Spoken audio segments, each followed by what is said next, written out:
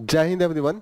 आपका फिर से स्वागत है पेट्रियोटिक आईएएस में। और हमारा जो सेशन द हिंदू का चलेगा वो हम स्टार्ट करते हैं। जो मेजर न्यूज़ एनालिसिस आज के सेशन में हम करने वाले हैं। और स्टार्ट करेंगे जो फ्रंट पेज पे न्यूज आया है, इंडिया और जापान फ्रांस का फाइनल जॉइंट स्टेटमेंट है, उसमें क्या क्या मेजर पॉइंट है वो देखेंगे। तो जीएस पॉइंट 2 को कवर करेगा। उसके बाद हम देखेंगे एक बहुत ही पेक्यूलियर केस है कि वहाँ पे दो जज हाई कोर्ट के लड़ रहे हैं। फिर सुप्रीम कोर्ट के पास सुप्रीम कोर्ट खुद ही देखता है न्यूज़ में कि अरे यहाँ तो लड़ाई चल रही है, तो वो अपने पास लेता है और फिर इस केस की सुनवाई देखते हैं होएगा। तो थोड़ा सा ये याद रखिएगा कि जुडिशरी का जो एक निगेटिव एस्पेक्ट दिख रहा है वो है। फिर उसके बाद हम देखेंगे कि केरला का एक प्लान चल रहा है, वहाँ की गवर्नमेंट इनिशिएटिव ली है कि वीमेन सेंट्रिक टूरिज्म, और टूरिज्म ऐसा हो कि फार्मर्स ओरिएंटेड हो, फार्म ओरिएंटेड। तो काफ़ी अच्छा मॉडल है।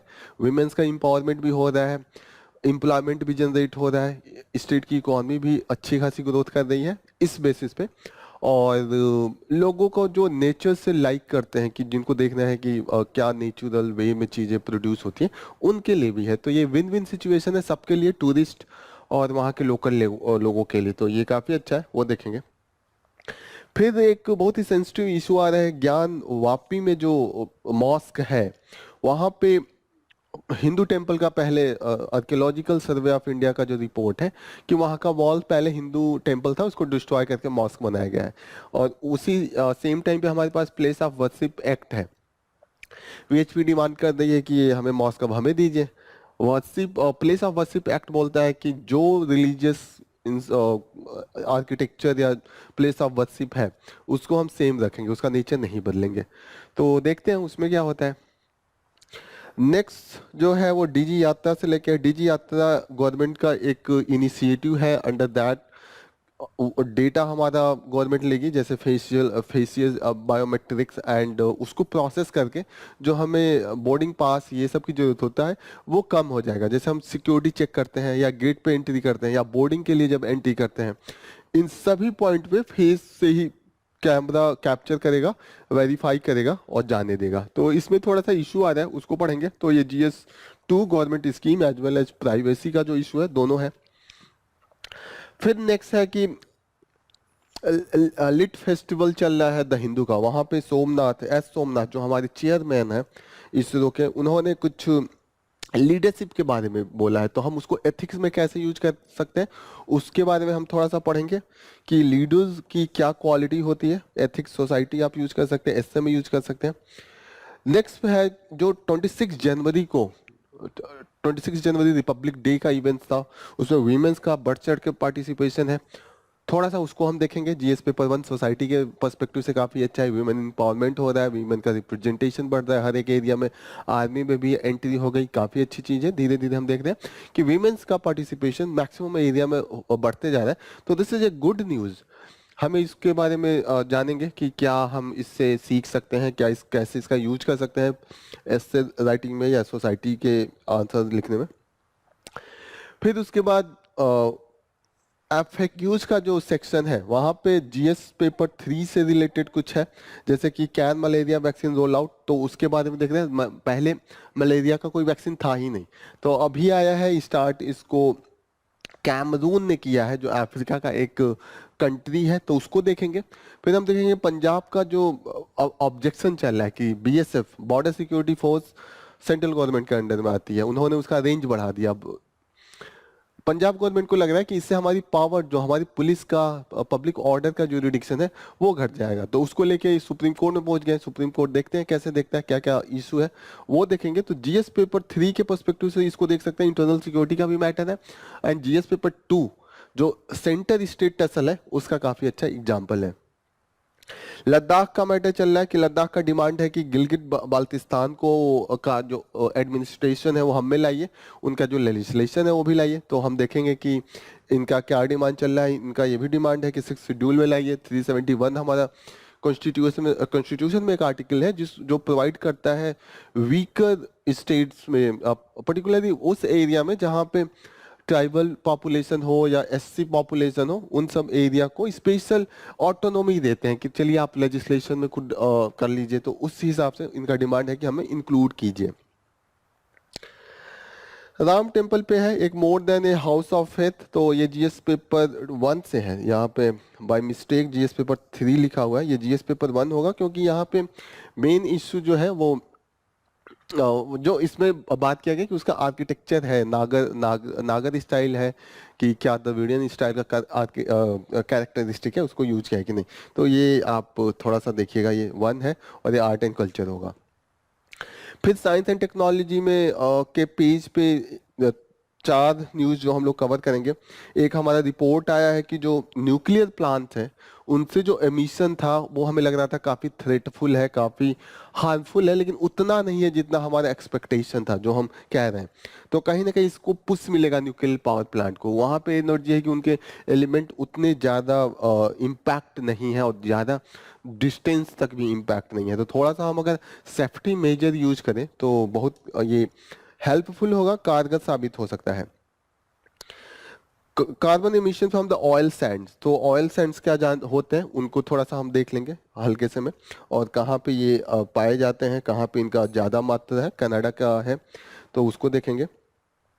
Invasion of non native species, जो इन्वेसिव स्पीसीज हैं उनके कारण जो इकोसिस्टम पे इम्पैक्ट है, तो वो यहाँ पे बात किया है इस आर्टिकल में। जीएस पेपर 3 इन्वायरमेंट से रिलेटेड है। अर्जेंटीना में एक बीमारी फैल रही है, अर्जेंटीना और उरुग्वे दोनों में, तो वहाँ पे वेस्टर्न इक्वाइन इंसेफेलिटीज का आउटब्रेक है और यही वायरस वेस्टर्न इक्वाइन इंसेफेलिटीज वायरस के कारण है। तो इसको थोड़ा सा जानेंगे। लास्ट में हम थोड़ा सा क्यूरियस क्वेश्चन है कि जो ऑल फ्लाई करता है वो साइलेंट होता है, और सब जितने भी बर्ड्स हैं उनमें काफ़ी आवाज़ होता है, ऑयल्स में नहीं होता है। तो उनका क्या रीजन है वो आपको भी सोचना चाहिए, यहाँ पे इसका आंसर आपको मिलेगा। स्टार्ट करते हैं फ्रंट पेज से। यस, फ्रंट पेज पे पहला तो ये पॉलिटिकल न्यूज है कि बिहार में जो शिफ्ट हो रहा है ये इधर से उधर वो चल रहा है। तो इसमें कुछ यूपीएससी के पर्सपेक्टिव से कुछ उतना इंपॉर्टेंट नहीं है। जो इंपॉर्टेंट न्यूज़ जो हम पहला लेंगे वो इंडिया फ्रांस से रिलेटेड है, और जो हमने स्टेटमेंट कॉमन स्टेटमेंट आया है उसको देखते हैं उनमें क्या क्या है।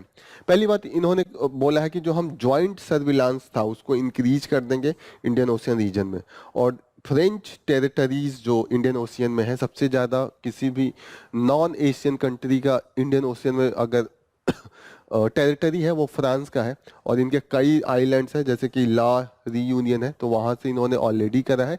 अब मिल के हम लोग उसको वहाँ पे कोऑपरेशन, जैसे कि सर्विलांस हुआ या ज्वाइंट कोई ऑपरेशन हुआ, तो वहाँ पे दोनों का पार्टिसिपेशन बढ़ेगा।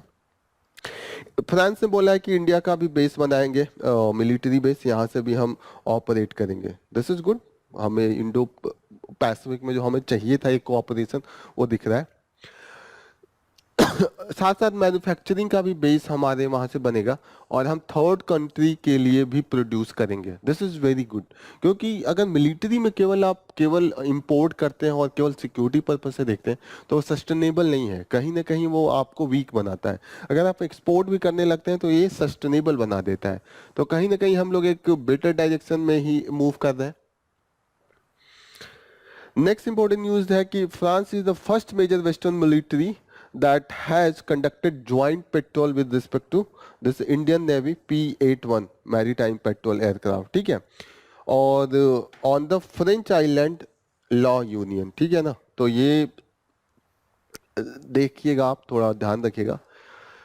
दोनों कंट्री ने सेटिस्फैक्शन एक्सप्रेस किया है, जो इनकी कॉम्प्लेक्सिटी एंड इंटरऑपरेबिलिटी के एरिया में जो प्रोग्रेस है उस पर कह रहे हैं ठीक है, हो रहा है, प्रोग्रेस हुआ है, तो ये अच्छी बात है। और हम लोग जो ज्वाइंट डिफेंस एक्सरसाइज कर रहे हैं एयर सी एंड लैंड पे, वो भी काफ़ी सेटिस्फैक्टरी है। They also discuss the actively increasing the capacity particularly in the maritime domain by the joining the hand other countries. हाँ, यही मैं बात कर रहा हूँ कि जो इंडो पैसिफिक में बार बार कही जा रही है कि अगर चाइना कुछ एग्रेशन न दिखाए और उसके लिए हमें एक स्ट्रेटजी बनानी चाहिए इंडो पैसिफिक में, उसमें हमें लाइक माइंडेड कंट्रीज होने चाहिए। तो फ्रांस का भी यही मानना है कि हमें एक लाइक माइंडेड जो कंट्रीज हैं उनके हेल्प से ये बनेगा। जो ट्राई सर्विस है इंडिया का, उसका एक्सरसाइज अभी तक यूएस एंड रशिया के साथ हुआ है, फ्रांस अब के साथ हो रहा है। तो ये एक इतना बढ़िया एग्जाम्पल आप दे सकते हैं कभी भी non cooperation non alignment movement का है। तो हम देखिए दोनों सुपर पावर के साथ हमारे एक बहुत ही प्रगाढ़ जो रिलेशन है वो दर्शाता है। फ्रांस भी इसमें अब ट्राई सर्विसेज का जो एक्सरसाइज है वो फ्रांस के साथ भी कर रहे हैं, ठीक है। In 2000, India and France finalized the comprehensive roadmap for the Indo-Pacific Defense Industrial Cooperation। तो ये सब पहले से ही है, अभी उस पे और हम क्लोजर आ रहे हैं ताकि कुछ जो लैंग्वेज का इशू था फ्रांस को उस पे आपत्ति थी वो हम हटा रहे हैं। और दोनों कंट्री ने रिटरेट किया है कि they will further deepen integration between the two countries. और यही आज का सब है जो ऑलरेडी हमने पढ़ा है कि जैसे डिफेंस में हम बोल रहे थे कि जेट इंजन सप्लाई करेंगे और जेट इंजन का को डिजाइन को डेवलपमेंट करेंगे। हमने देखा था कि वहाँ का जो कंपनी है सैफरन है और डीआरडीओ के साथ कल हमने देखा था, तो वो आप रिवाइज कीजिएगा। और कल हमने ये भी देखा था कि कुछ जो फाइटर और ये राफेल का डील है, 25 राफेल हम खरीदने वाले, उस पे अभी कॉस्ट को लेकर निगोशिएशन चल रहा है। तो ये बेसिक चीजें जो याद रखिएगा आप। दूसरा इंपॉर्टेंट न्यूज जो मैंने बताया था कि काफी एक बेढंगा सा कंडीशन है, यहाँ पे हाई कोर्ट के दो जज आपस में लड़ाई कर रहे हैं। एक जज एक पॉलिटिकल पार्टी का पक्ष ले रहा है, एक और दूसरा जज दूसरा। तो यहाँ पे हमने देखा कि Supreme Court West Bengal High Court Supreme Court का सॉरी जो वेस्ट बंगाल का हाई कोर्ट है वहाँ के एक जज जो है गंगोपाध्याय है, वो उन्होंने ऑर्डर दिया कि ये जो स्कीम है इसमें करप्शन हुआ है और सीबीआई की जांच करे।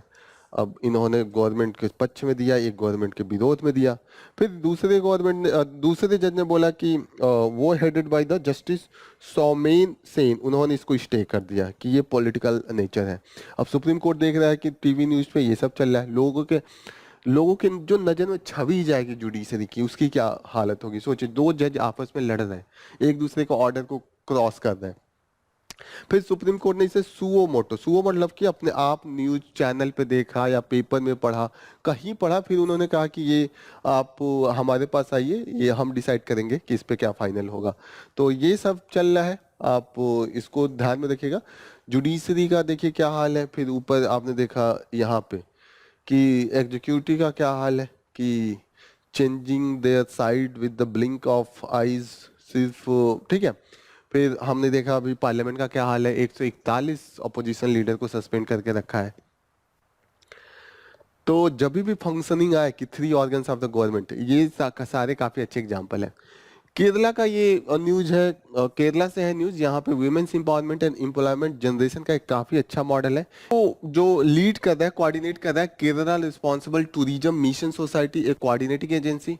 और इसमें हमने देखा है कि जो वीमेंस हैं, वीमेंस अगर चाहती हैं कहीं जाके स्टे करना, और यहाँ पे इन्होंने फॉर्म बना रखा है 5 एकड़ 10 एकड़ में, और उसमें ये सारे प्लांटेशन ये करते हैं।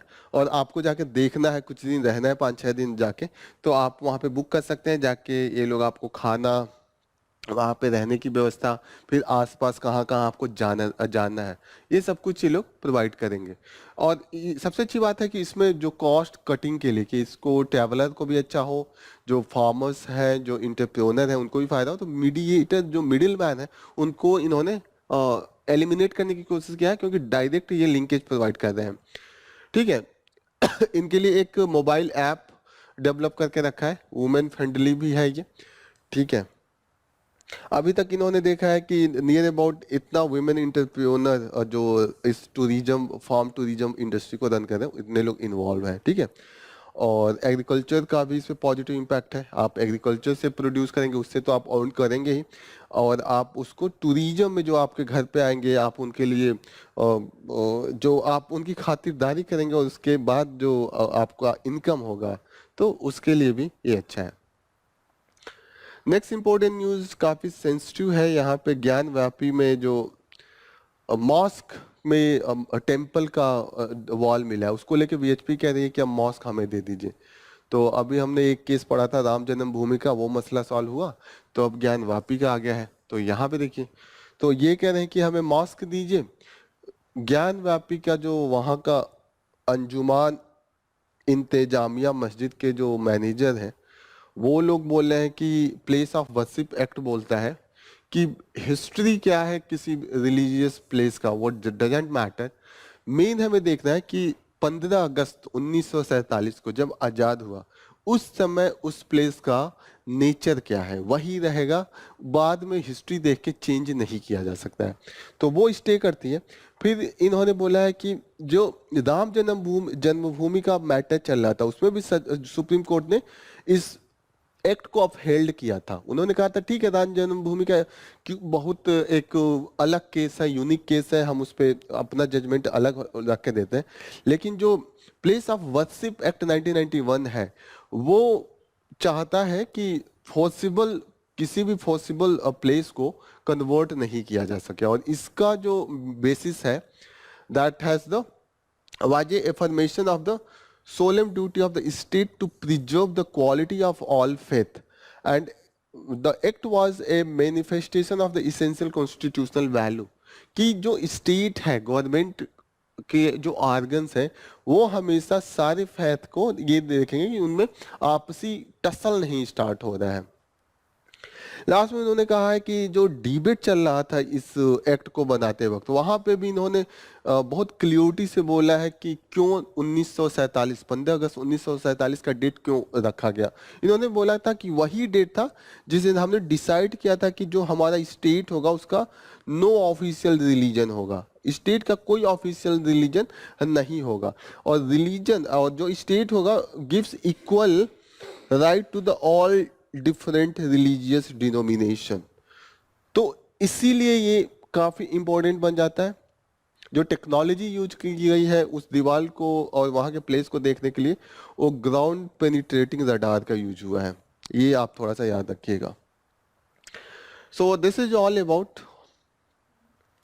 नेक्स्ट इंपॉर्टेंट न्यूज जो हम लोग कवर करेंगे डीजी यात्रा को लेके है। डीजी ये यात्रा गवर्नमेंट का एक ऐप है, और ये स्कीम है कि आप कभी एयरपोर्ट पे जाएंगे तो आपको रजिस्टर करवाना पड़ेगा, आपका फेशियल बायोमेट्रिक डेटा रजिस्टर हो जाएगा। उसके बाद जब आप उस ऐप में रजिस्टर करवा लेंगे, तो जब भी आप एंट्री करेंगे सिक्योरिटी चेक के लिए या बोर्डिंग गेट को एंट्री करने के लिए, जो आपको बोर्डिंग पास की जरूरत होती है वो नहीं लगेगी, आपका फेस को वो रिकॉग्नाइज करेगा, वो आपको एंट्री अलाउ कर देगा।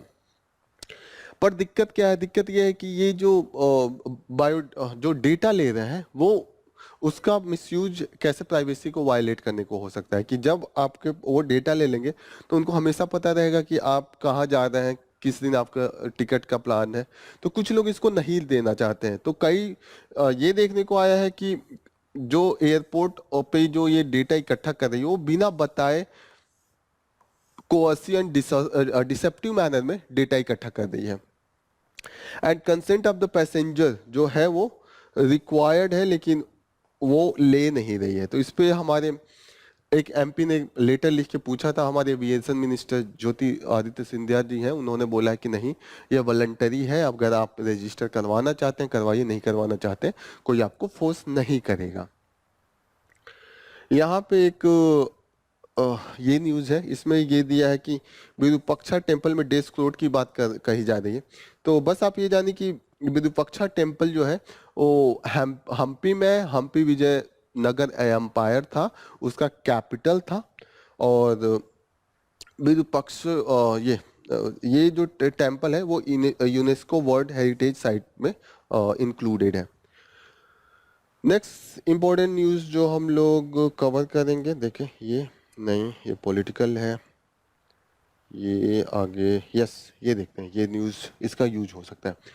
ये इसका यूज आप जब भी आपको एथिक्स में लीडरशिप के बारे में लिखना है कि what is the quality of leader, या आप ऐसे में लिख रहे हैं, तो जो हमारे चेयरमैन है वो लिट फेस्ट में गए, उन्होंने काफ़ी अच्छा एक्सप्लेन किया है। उन्होंने कहा है कि जो हमारी इसरो था उसको काफ़ी अच्छी लीडरशिप मिली, और उन्होंने एग्जाम्पल दिया है कि विक्रम साराभाई, सतीश धवन, एपीजे अब्दुल कलाम, फिर हमने देखा है कि माधवन नायर, ये सभी लोग ने काफी अच्छा लीडरशिप दिया। इन्होंने कहा कि leadership is not about the individual, आप अपने लिए क्या करते हैं, आप खुद कैसा परफॉर्म कर रहे हैं ये मैटर नहीं करता है। Leadership is about the about the ability to transfer the people along with you, आपके साथ जो कर रहे हैं उनकी कैरेक्टर, उनकी कैपेबिलिटी को आप कैसे बदल देते हैं, ये लीडरशिप होता है।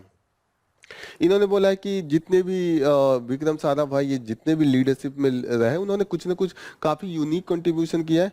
जैसे उन्होंने ये सिखाया कि how they can manage the most complex activities with in the utmost काम। तो ये कहा जाता है कि जब भी आप बहुत बड़े चीज का एम करते हैं, बहुत बड़ा गोल हो, तो उस समय जब आप अचीव कर रहे होते हैं उसको बहुत पीस और काम का मेंटल स्टेटस होता है, तब आप अचीव कर सकते हो। उसमें काफी हड़बड़ी या बहुत आपका चिल्लाहट या कुछ ये नहीं होती है, पीस एंड काम। और दूसरी चीज है कि हमेशा ऑर्गेनाइज्ड एंड डिसिप्लिन्ड मैनर में ये सब चीजें होती हैं। इन्होंने कहा इसरो के भी जितने भी बड़े लॉन्च होते हैं उस समय वही होता है। लोगों को लगता है कि काफी वहां पे टसल होता है, लोग इधर उधर दौड़ रहे हैं, भाग रहे होते हैं, जैसे पिक्चरों में दिखाया जाता है, ऐसा नहीं होता है। वहाँ पीसफुल कॉम होता है, सभी लोग एक एक एग्जीक्यूट कर रहे होते हैं ऑर्गेनाइज एंड डिसिप्लिन मैनर में। ओके, इन्होंने कलाम के बारे में बताया कि उनकी क्वालिटी लीडरशिप की थी कि वो आइडेंटिफाई कर लेते थे कि people for the job, right job, कि कौन आदमी किस काम को सबसे बेहतरीन तरीके से कर सकता है। और उन्होंने ये भी इंश्योर किया था कि अगर कोई ग्रुप बन रहा है कोई काम करने के लिए, उसमें डिफरेंट रीजन के पीपल हों, कि diversity of thought, diversity of everything could be visible. फिर इन्होंने एक और चीज बताया ऊपर ये कि यस, लीडर का उन्होंने फिर बताया कि he could make the leader out of ordinary individual, जो हम लोग कह रहे हैं कि लीडर दूसरों के अंदर कैपेबिलिटी ला देता है। लीडरशिप यहाँ पे लास्ट में कह रहे हैं कि spirit of team is what derive the organisation and becomes integral part of the success story, यहाँ पे इन्होंने बोला है।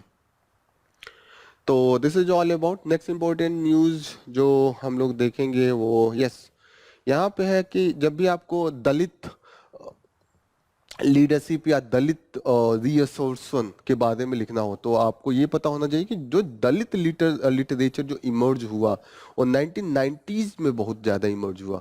और वो टाइम था जब बी आर अम्बेडकर का सेनेटरी था। तो वहाँ के बाद आपने देखा 70 में भी दलित पैंथर का इमर्जेंस हुआ, लेकिन लिटरेचर के एरिया में जो, और तमिलनाडु में खासकर, अभी भी तमिलनाडु में ये है कि 10 अगर राइटर हैं तो उसमें से 5 दलित सेक्शंस हैं, क्योंकि ये जो इमरजेंस हुआ है, जो वहाँ पे डिफरेंट मूवमेंट चले हैं दलित पर्सपेक्टिव से, तो उन्होंने ये बोला कि इस पर्सपेक्टिव से है। इन्होंने बोला है कि लोग कहते हैं कि annihilation of caste is not possible, लेकिन ये कह रहे हैं कि annihilation of caste is possible. और अम्बेडकर बोलते थे कि caste is a mental construct, दिमाग में होता है, otherwise caste is not compulsory. आप न्यूजीलैंड में क्या किसी का कास्ट होता है? क्या नहीं होता है? किसी और कंट्री में नहीं होता है, तो क्यों है इंडिया में we we have the mental वो जो कंस्ट्रक्शन है ना कि कास्ट का, हाँ ये बहुत जरूरी है, क्रूशियल पार्ट है, इसीलिए है। इन्होंने एक एग्जांपल दिया कि आराम से कास्ट को हटाया जा सकता है, 2 तरीका होता है किसी बात को पूछने का। जैसे एग्जांपल दिया है, अब मुझसे कोई मिलता है और बोलता है कि are not you a writer, यहाँ पे कास्ट नहीं रिफ्लेक्ट हो रहा है। या वही आदमी फिर पूछता है कि are not you that Dalit writer, Dalit, यहाँ पे कास्ट का यूज कर लिया, कास्टिज्म रिफ्लेक्ट हो गया। तो यही चीज है कि अगर आप उसको एलिमिनेट करना चाहें तो इजीली एलिमिनेट कर सकते हैं। यहाँ पे एग्जांपल है कि जो हमारा इस बार का रिपब्लिक डे का सेलिब्रेशन रहा है, तो वो हमने देखा है कि वुमेन्स का लीड रोल काफी हमने देखा है। जैसे all women tri service contingent जो था वो कैप्टन संध्या इन्होंने लीड किया है, तो नाम थोड़ा याद रखिएगा, captain Sandhya. All women tri services, armed force services, medical services, ये है मनोज मेजर सृष्टि कुल्लर ने इसको लीड किया है। तो ये चीज है। और भी है, जैसे कि यहाँ पे देखिएगा जो इन्होंने दिया है कि कहाँ कहाँ वुमेन्स का लीड है, तो एक बार हम देख लेते हैं। जैसे कि all women tri service contingent अभी हमने देखा है, ठीक है। वुमेन्स पायलट का भी पार्टिसिपेशन रहा है, ठीक है। फिर यस, यहाँ पे देखिएगा जो सेंट्रल रिजर्व पुलिस फोर्स का था, इसमें भी जो मोटरसाइकिल ये डेयर डेविल या परेड था, उसमें टोटल वीमेन का पार्टिसिपेशन रहा है। सेंट्रल आर्म पुलिस फोर्स, इसमें भी वीमेंस ओनली वीमेन पर्सनल थी जो इनका कंटिजेंट था, ठीक है। दिल्ली पुलिस का भी जो था उसमें भी all all women contingent participation था। तो आप जब भी वीमेंस पार्टी एम्पावरमेंट की बात करें तो आप ये आंसर आप प्रो में दे सकते हैं, सपोर्टिंग दे सकते हैं, लेकिन अगर आपको काउंटर भी देना है तो आप ग्राउंड लेवल पे देखिएगा। ग्राउंड लेवल पे अभी जो डिसीजन मेकिंग है फैमिली लेवल पे या मैरिज का मुद्दा हो, ये सब पे अभी भी वीमेन को नहीं है। या आप ग्राम पंचायत में पति पंचायत का कॉन्सेप्ट है वो अभी भी है। तो आपको दोनों बैलेंस करना है। आपको ये एग्जाम्पल देना है कि ये अगर प्राइम मिनिस्टर बना दिया जाए किसी कंट्री का और वीमेन को, तो इसका मतलब नहीं कि ग्राउंड लेवल पे वुमेन्स को पावर दे दिया है। एक्सेप्शनल केस और जो ये एक्सेप्शंस हमेशा होते हैं। जैसे पाकिस्तान में भी वीमेन प्राइम मिनिस्टर हुए हैं, और बांग्लादेश में काफी लंबे टाइम तक। अभी तो दोनों पार्टी के, जो पार्टी इन पावर है और जो पार्टी इन अपोजिशन है, दोनों के लीड वुमेन है। तो दैट डजंट मैटर। मैटर ये करता है कि ग्राउंड लेवल पे जो कॉमन पर्सन है वहां पे वीमेन्स का क्या कंडीशन है। That's matter, that's for the condition of the society. ये सारे हैं पिक्चर्स, आप देखिएगा कि वीमेन्स का पार्टिसिपेशन इस बार हमने काफी दिखाया है।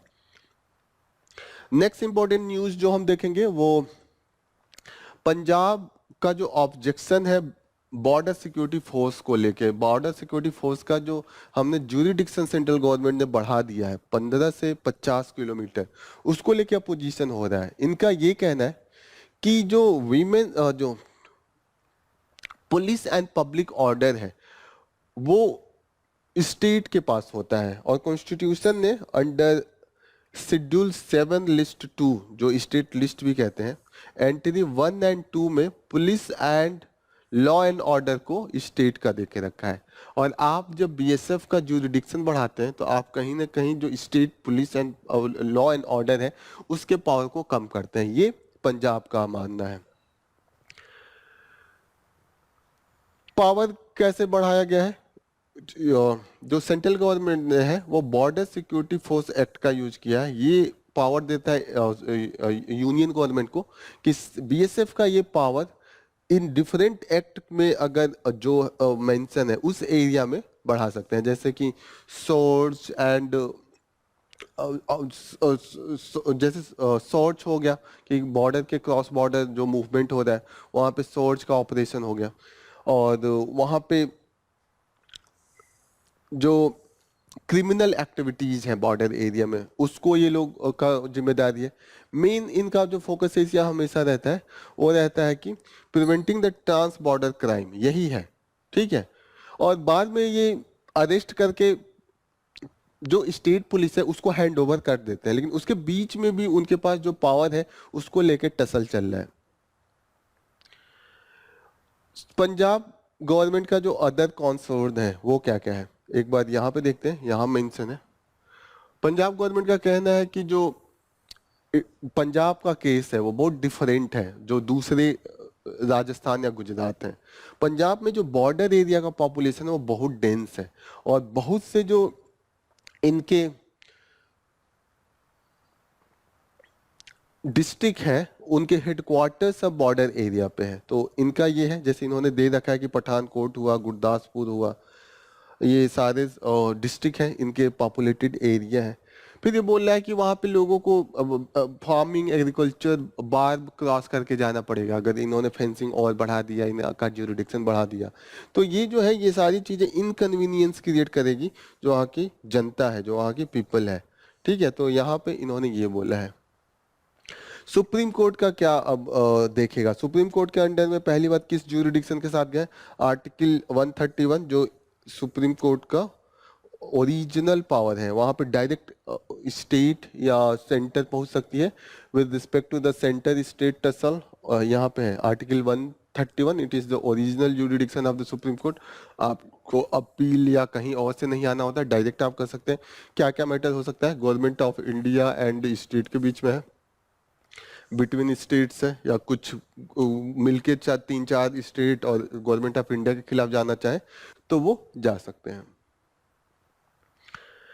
टेस्ट क्या करेगी सुप्रीम कोर्ट का, ये पहला है कि ये देखेगी कि जो पावर इंक्रीज हुआ है, वो आर्बिट्री एक्सरसाइज ऑफ पावर है क्या सेंट्रल गवर्नमेंट का, कि कोई लॉजिकल है, रीजनिंग है, फेयर है, या आर्बिट्री है।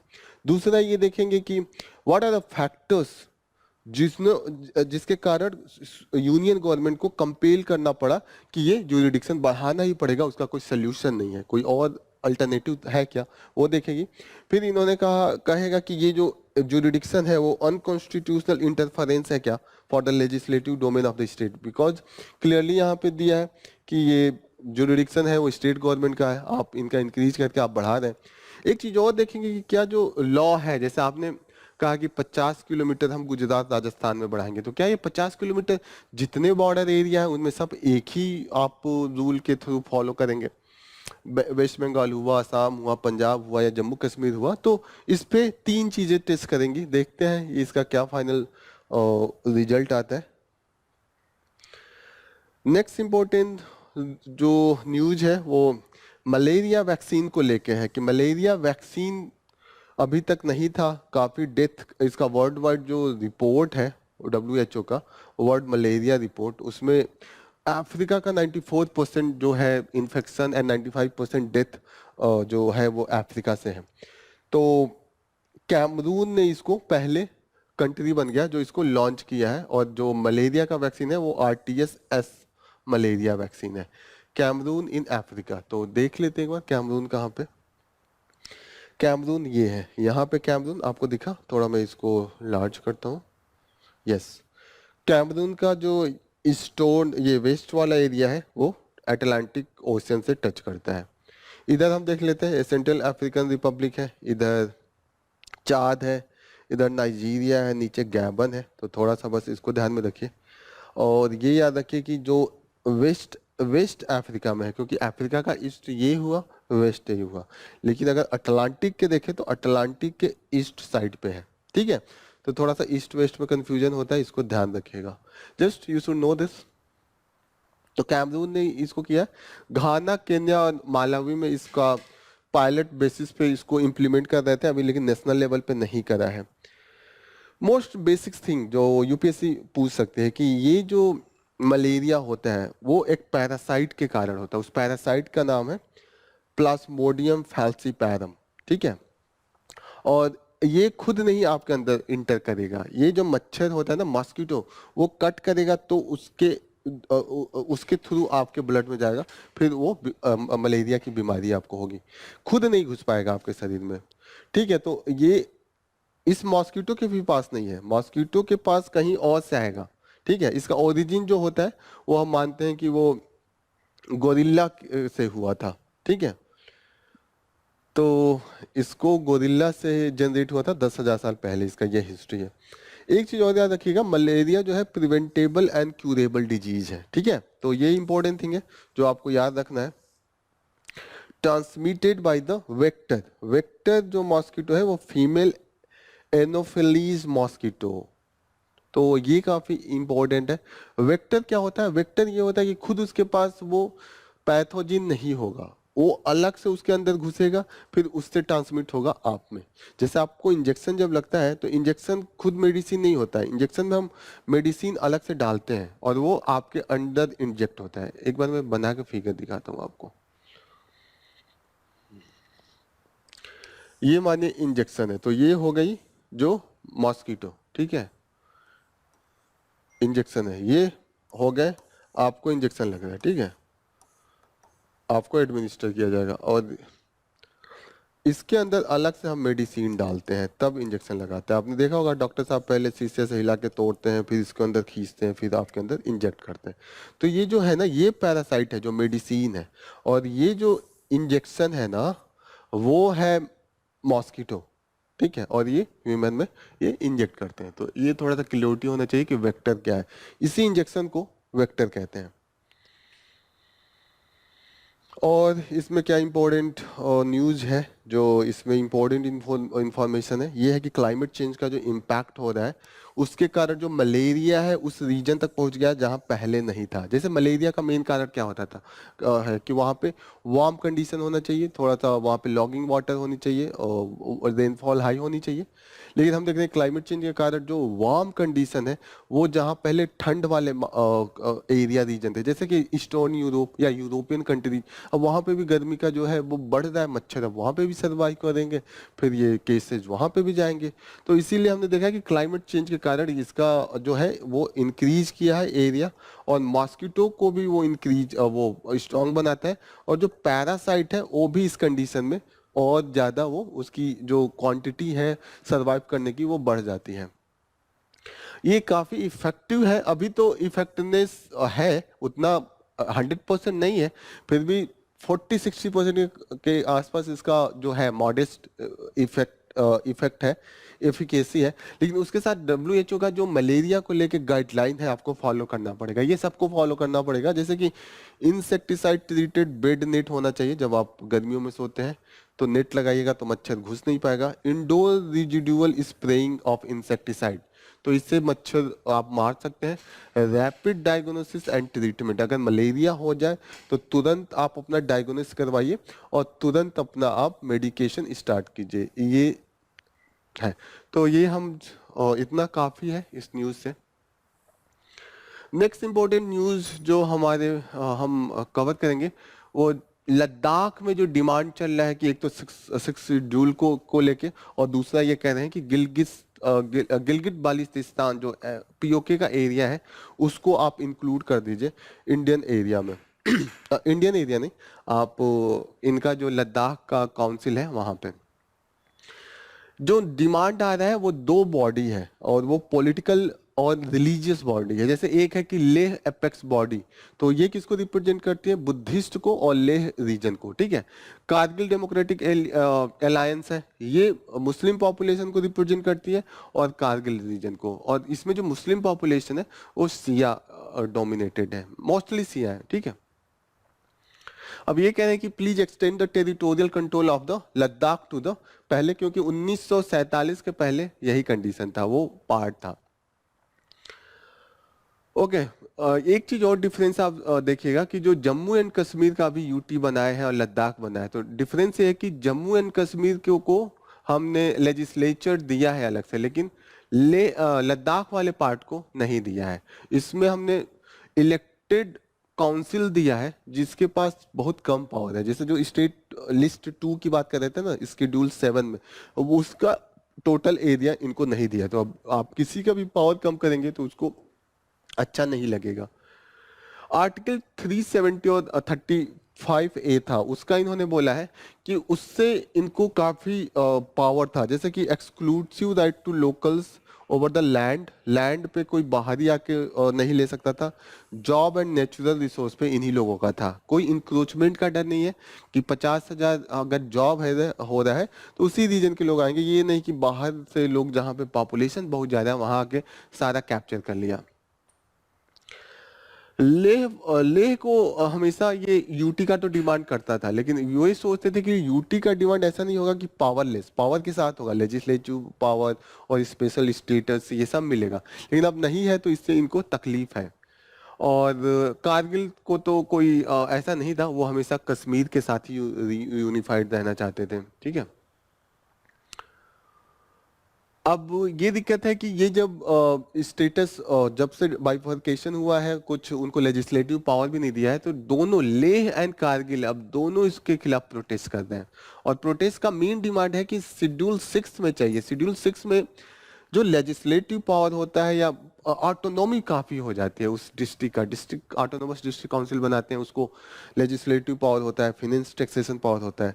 तो एक तरीके से कहीं ना कहीं देखें तो थर्ड बॉडी हो जाती है लेजिस्लेशन का। जैसे हम देखते हैं कि एक सेंट्रल फिर स्टेट फिर आप ये, और ये काफी ऐसा नहीं है कि ग्राम सभा का है, काफी लो लेवल पे है।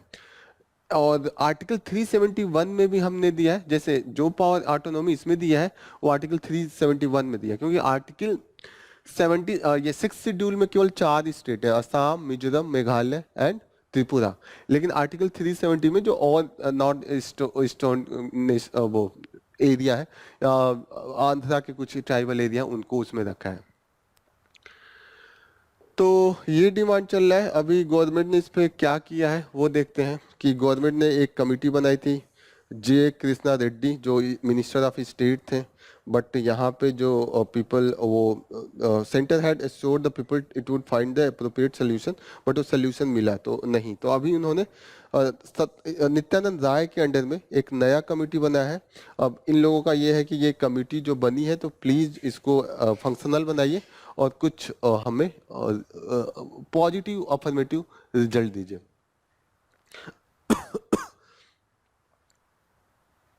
नेक्स्ट इंपॉर्टेंट न्यूज है, ये अयोध्या टेम्पल को लेके है। यहाँ पे हमें इस आर्टिकल से कुछ आर्ट एंड कल्चर की चीजें जो हम सीख सकते हैं कि इसका आर्किटेक्चर क्या है। एक ये जानिएगा, आर्किटेक्चर जो अयोध्या का है वो नागरा स्टाइल डोमिनेटिंग है, क्योंकि इसका शिखर्स है वो सैंक्टोरियम के ऊपर है और यही मेन बॉडी है टेम्पल का।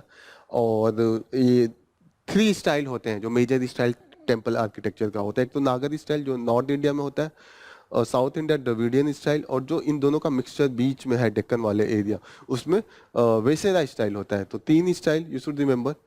इसमें जो है वो नागर स्टाइल है, क्योंकि नागर में शिखर जो सैंक्टम सैंक्टोरियम होता है, वो जो मेन डेटी होता है उसके ऊपर सबसे ज्यादा बड़ा शिखर आप देखते होंगे ऊंचा वाला वो होता है।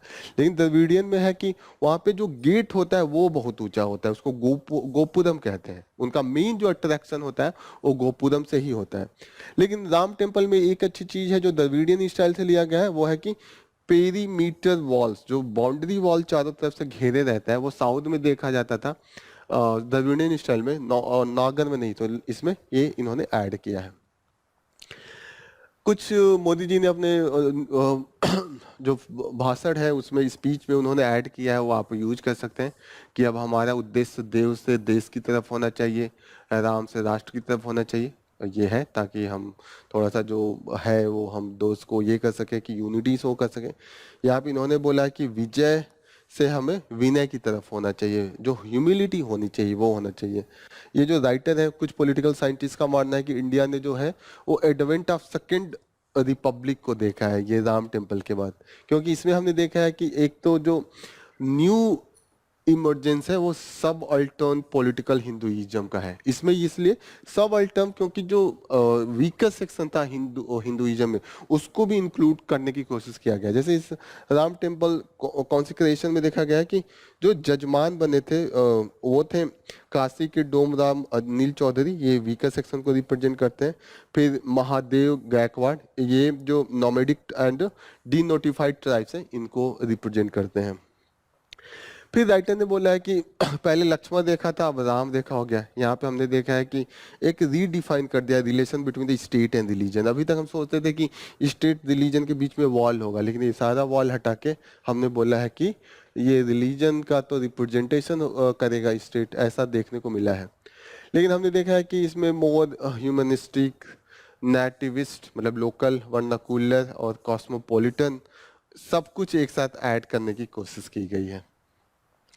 तो दिस इज ऑल अबाउट, आपको आर्किटेक्चर स्टाइल पे ही मेनली फोकस करना है, वही मेन एरिया है। नेक्स्ट इंपॉर्टेंट न्यूज़ जो हम लोग देखेंगे वो न्यूक्लियर जो साइट पे हमने देखा है कि जो सेफ्टी को लेके जो इश्यू था वो हमने देखा है कि वो उतना नहीं है जितना हम सोच रहे थे। बार्क का सर्वे है, 20 सालों से ये सर्वे कर रहे थे, 20 सालों का रिपोर्ट है। तो इन्होंने यही दिखाया है कि उतना नहीं है जितना इम्पैक्ट हम लोग सोचते थे। तो जो मोस्ट इम्पोर्टेंट थिंग है वो आपको देखना होगा कि इसमें गैसियस डिस्चार्ज दे रखा है। तो ये कुछ एलिमेंट्स हैं जो डिस्चार्ज होते हैं, तो इसको ध्यान में रखिएगा। उसके पहले ये देखिएगा कि जो मेजर न्यूक्लियर पावर प्लांट है, जैसे तारापुर है, वो कहाँ पे, याद रखिएगा ये महाराष्ट्र में है। कैगा है वो कर्नाटका में है। नवरोरा है वो यूपी में है। एंड काकरापार, ये काकरापार तो याद करना इजी है, गुजरात में। और वहां पे खाखरा डोकला ये होता है ना, तो आप काकरापार, ये एकदम खाखरा के जैसे आ रहा है। जो गैसियस एलिमेंट जो हार्मफुल हो सकते हैं वो है argon, radio iodine, cobalt, strontium, caesium and tritium. तो ये थोड़ा याद रखिएगा, लिक्विड फॉर्म में भी ये डिस्चार्ज होते हैं in same name, tritium, radio nuclides, radio iodine, and strontium, caesium, and activation product like the cobalt. तो ये सब याद रखिएगा। इसको मेजर कैसे करते हैं, इसका जो इम्पैक्ट होता है उसको हम एवरेज ग्रॉस अल्फा एक्टिविटी से मेजर करते हैं, और इसका जो मेजरमेंट यूनिट है मेगा बर्कले पर क्यूबिक मीटर, इससे हम उसको करते हैं। This is all about. और नेक्स्ट इंपॉर्टेंट न्यूज़ जो हम लेंगे वो थोड़ा सा है कि ये डिजीज है वेस्टर्न इक्वाइन इंसेफेलिटाइस, एंड ये अर्जेंटीना में आउटब्रेक हुआ है और उरुग्वे में आउटब्रेक हुआ है। तो अगर क्वेश्चन आए कि जो वेस्टर्न इक्वाइन इंसेफेलिटाइस वायरस एंड इसका जो इम्पैक्ट है किस एरिया में, ये न्यूज़ में था, तो ये देखिएगा, ठीक है ना। ये जो वायरस है ये टोगा विरिडे फैमिली के वायरस हैं।